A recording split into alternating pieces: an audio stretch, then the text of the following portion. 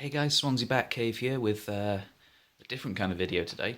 I've been working on a variation of the X-Wing, the attack wing, whatever, it's the system that uses the dial templates and these. So, X-Wing, I guess, to make a Quidditch board game, or tabletop game. It's work in progress, but a lot of the stuff for it arrived today, and I finished writing up some of the rules. So I thought I'd give you like a sneak preview of what's going on. So yeah, this is the board. It is, I think it's about 5 foot by 3 foot.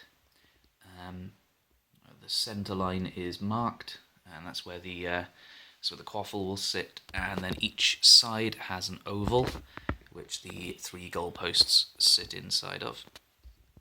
Okay. So it's Quidditch, but the system for X-Wing with the dials I thought was really nice to sort of abstract the movement. So the idea being that you start at either end with, I think, 4 players, like 4 ships almost. So start down this end maybe. So we've got there we go. We have 4 players on little flight stands. They don't have little pips on them, like on the X-Wing ships. They don't have these little sort of guide markers for a reason, but I'll get to that. There are also then 3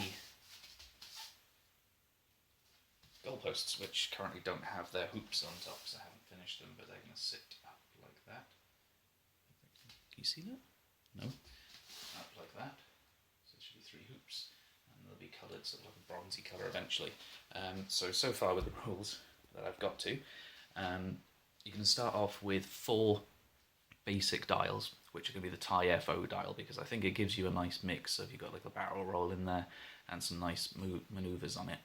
And from there, each team will get, I haven't decided whether it's going to be 50 or 100 points to upgrade their ships. So basically it's going to give you the ability to upgrade your dial to another ship. So you could pick something that's got maybe some slow maneuvers on it, something that's got some really quick maneuvers on it, but it's going to be the base cost of that ship. So if you if you chose the TIE Punisher as your dial for whatever reason, you'd pay whatever it is, 37 points or something for that base dial, and that would be sort of taken out of your allowance to build your team. I haven't decided how I'm going to work named pilots yet. So I'm just going to keep it very basic currently while I work that out. So you start off with 4 TIE FO dials and TIE FO cards. So you get the hull from the card, the agility and the attack value, but you ignore the shield value because it doesn't have shields. Quidditch players don't have shields. So yeah, the reason I was saying to ignore let's move into the middle, to ignore the pips on the dial and the base is because you're able to move. It's going to be marked with a front arc because players have to point forward, but you can place the movement dial anywhere along your base front and end anywhere along your base front, a bit like with a barrel roll. So it's going to make it a little bit easier. The same then with barrel rolls, you can do that anywhere along your base and anywhere along the base to end. So it should mean that it's a little bit more fluid with movement, and it doesn't have to be as exact as X-Wing. Okay, so let's look at the templates that are out on the table, I suppose. So, first thing you'll notice is there's a big red circle in the middle. That's the quaffle. So that's just a token. So if you drop it, you know where it is. There it is. It starts in the middle. To pick it up, you have to move your template over it. That's another reason why there's no little guide bars, because trying to get the exact template over like such a small template I thought would be difficult. So you can just move it along your base, and hopefully you'll move over the quaffle. You'll pick it up, you now have it. You can pass the quaffle then between players, so it's the same range 1, 2 and 3, and there's different ways then that you can sort of throw and catch it. And then if you miss, if somebody's within, I think I've said if they're within like 2 on the range dial, they can make a boost action and an intercept roll, so that's just like an attack roll, and if they succeed they get to pick up the quaffle and it's theirs.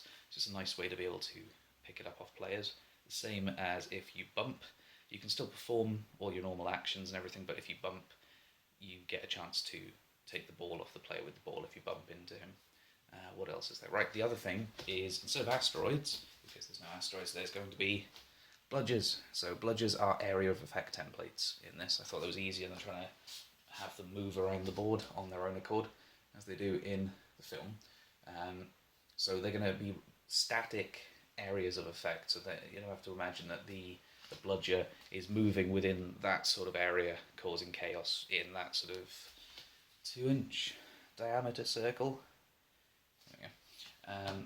So players get a chance to move them as well, because beaters. So every player basically takes on every role in this. So you don't have a beater ship and a beater player and a whatever the quaffle handling player is called. So if you get within 1, so 1 on the distance template, you can hit the quaffle as part of your attack phase. So it's basically the same as hitting. You get your set of how many of your attack dice your TIE FO dial has, and you get to hit it 3. So you can use the straight, the bank, or the tight right angle curve to move the template within anywhere basically from your base. So it's as if you've gone up, you could swing it and hit it behind you. So in this instance, he's within 1.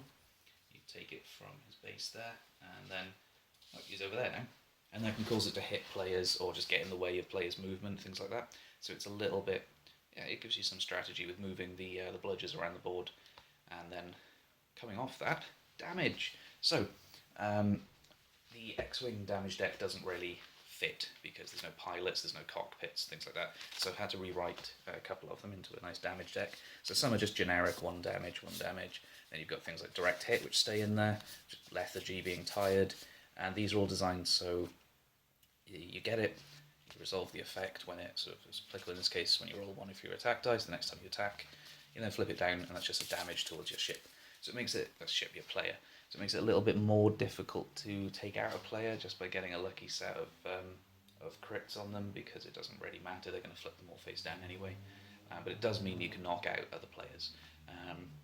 So the only thing that I haven't talked about so far then is the snitch and keepers. So there's goalposts. I haven't worked out the mechanic to do with the goals yet, whether I want them to have sort of a base agility value to block against people trying to score against them, or whether you're going to have a keeper model that's going to be able to sort of assign himself to one of the 3 goalposts per turn, something like that. But the snitch, though, I did have an idea about. So it's difficult again because the game of Quidditch is all movement based. Everything's moving constantly, and it's difficult to abstract that. And the snitch, it's very difficult to abstract, because what's the point in scoring goals if you're going to catch the snitch and get 150 points? It doesn't make sense. Nobody's going to score 15 goals, right? Not in any sport. So as much as I know about sport. So I thought the snitch could be the arbitrary turn counter mechanics. So basically you are going to set the limit of how long your game is going to last based on how many turns you vaguely want to play. So if you can imagine a game of X-Wing can go on for ages, and unless it's tournament play, you're going to be there for most of the night, a couple of hours playing. So if you want to say set your game for an hour, you can roughly work out how many turns you want. So you pick, say, what have I got here? I've got, say, 10 turn cards here. So it's 10 snitch cards. They're all blank, except for 1, which has the snitch on it. Basically, then you're going to take how many ever turns you want, make your deck, you shuffle it around, and then somewhere in there is the end of the game.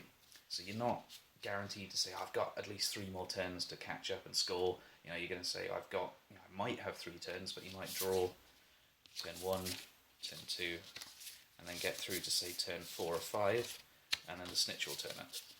And it will end, and once it's drawn, you take your turn, and that's the end of the game. So I thought that might work as sort of a way of abstracting the snitch mechanic. So that's basically it. Movement and everything is normal. And there's going to be some sort of different rules around catching and throwing and scoring, but that's it. So that's the table. I've started to pick up some little props. I've got the hoops for the goals and some little broomsticks, because apparently they're really hard to find 28mm scale or 144, whatever it is, for X-Wing scale broomsticks. So I've ordered some, I think they're about 2.5-inch broomsticks. I'm going to order some 2.5-inch little blank figures to sit on top of them, which is going to be nice. So they'll sit just on top. Can you see that? No, it's off camera again. There we go. Yeah, So they're going to sit just on top of these little flight stands. There we go. Yeah, so that was an introduction to X-Wing Quidditch? Quidditch Wing? Something. Anyway, so yeah, tell me what you think. If there are any ideas you have for how to sort of make some other rules interesting, if there's any ideas you have around anything that I've tried to roughly explain, please comment and let me know. And once I get something written up and everything sort of tried vaguely nailed down, I'll do some play tests and let you know. So yeah, thanks for watching. Again, like, subscribe. It's the only way I know that you're watching is if you like and subscribe, or comment. I like comments. Yeah, thanks guys. Thanks for watching. See you again.